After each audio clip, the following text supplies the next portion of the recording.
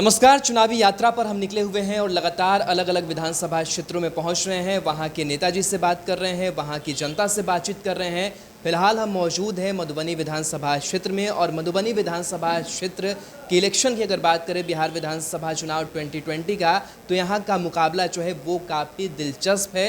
दिलचस्प इसलिए है क्योंकि यहाँ पर प्रत्याशी आरजेडी से समीर सेठ हैं, वीआईपी कोटे से जो हैं वो हैं सुमन महासेठ। हालांकि सुमन महासेठ की अगर बात करें तो बीजेपी के ही नेता हैं, एमएलसी हैं और एक गेम जो है वो प्लान किया है बीजेपी ने, क्योंकि कई जो सीटें हैं बीजेपी खाते से वो वीआईपी को गई। लेकिन फ़िलहाल जो हमारे साथ जो शख्सियत मौजूद हैं वो एलजेपी से जो है प्रत्याशी हैं अरविंद कुमार पुरवे, वो मैदान में उतरे हुए हैं और जो ताल है वो ठोक रहे हैं। सबसे पहले इनसे जानने की यही कोशिश करेंगे, समीर महासेठ, सुमन महासेठ, दोनों एक ही जात समुदाय से, और आप वहां पर खड़ा अपने आप को कैसे देखते हैं? कितनी बड़ी चुनौती ये दोनों प्रत्याशी आपके लिए? समीर महासेठ और अभी वर्तमान में विधान परिषद हैं सुमन महासेठ। मैं ज़्यादा टिप्पणी नहीं करना चाहता हूँ। मैं यही बात कहना चाहता हूँ कि वैश्य समाज आज उनको साथ दिया तब न वो माननीय सदस्य हैं।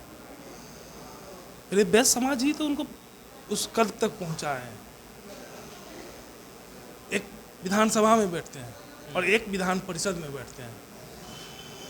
तो अब ये देखना है कि आज लगातार जो वैश्य समाज है कई वर्षों से उनके परिवार को बनाते आ रहे हैं, उनको बनाते आ रहे हैं। तो ये इस बार जनता को फैसला करना है, मुझे नहीं फैसला करना है। कभी कभी कोई चीज़ जनता के ऊपर ही छोड़ दिया जाता है। जनता इस बार फैसला करेगी कि किनको लाना है। मैं भी वैश्य समाज से हूँ, हमारा परिवार का बैकग्राउंड काफ़ी दिनों से राजनीति करते आ रहे हैं। आप के एक पिताजी थे, उनके बल पर आप विधायक बने हैं, उनके बल पर विधायक बने हैं, यही सच्चाई है। और एक विधान परिषद में जो है वो प्रतिनिधि का वोट खरीद के बने हैं, जनता का वोट खरीद के नहीं बने। आप कभी जनता के बीच में आप नहीं लड़े हैं, वो प्रतिनिधि का वोट खरीद के बने हैं। और मैं जनता के दिल में हूँ। और मैं आपको ये भी कह देना चाहता हूँ, भारतीय जनता पार्टी जो हमारे प्राइम मिनिस्टर मोदी जी हैं, अमित शाह, वो मेरे दिल में है। अच्छा, आपके दिल में प्राइम मिनिस्टर मोदी जी हैं। एलजेपी नेतृत्व भी बार बार ये कहती रही कि जहां से बीजेपी अपने उम्मीदवार देगी वहां से एलजेपी के प्रत्याशी नहीं उतरेंगे। लेकिन देखिए, मधुबनी विधानसभा क्षेत्र की बात करें तो आदमी बीजेपी के ही हैं, एमएलसी हैं, और उनको वीआईपी से जो टिकट है वो दे दिया गया है। तो किस तरीके से ये समीकरण आप को लगता है कि आप देख रहे हैं? क्योंकि बीजेपी की आप बड़ाई कर रहे हैं, बीजेपी की आप साथ है, लेकिन देखिए बीजेपी ने कैसा गेम प्लान कर दिया है, वीआईपी कोटे से इनको उम्मीदवार उतार दिया है, आदमी बीजेपी के ही हैं। एमएलसी साहब के द्वारा जो आज भारतीय जनता पार्टी 25 साल से जो कार्यकर्ता का संगठन जो बना, उसकी अनुमानों को कचरा चूर कर दिया।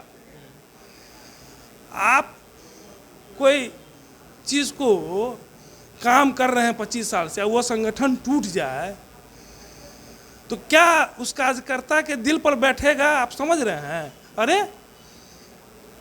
आप पहले भी थे वीआईपी पार्टी के महागठबंधन में, अब आ गए हैं आप एनडीए में।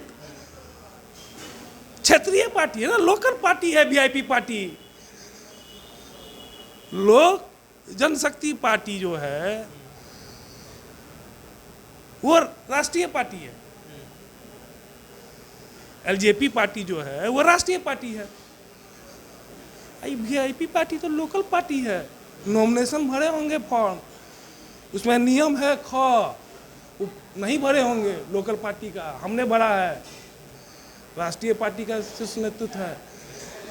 मैं जिस पार्टी से लड़ रहा हूँ उसकी जनाधार 32,000 है, और वो जिस पार्टी से लड़े हैं वीआईपी पार्टी कहते हैं, उसकी जनाधार मात्र 2500 है। आप इस चीज़ को समझिए राहुल जी। हमारा व्यवहारिक गठबंधन है। भारतीय जनता पार्टी से। इसलिए मैं कहता हूँ बार बार कि मोदी जी मेरे दिल में है, अमित शाह मेरे दिल में है। और इस चीज़ आप समझिए कि ये सीट निकलेगा। प्रायोरिटी क्या होगी आपकी इस क्षेत्र के विकास के लिए? देखिए हम बात प्रायोरिटी क्या होगी, हमारा क्या कर लेंगे भाई। कोई बच्चा स्कूल जाता है तो पढ़ता लिखता है ना,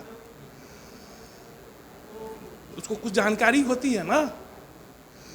तो एक विधायक का क्या अधिकार है, क्या कर्तव्य है, हर चीज़ का बायलॉज होता है ना।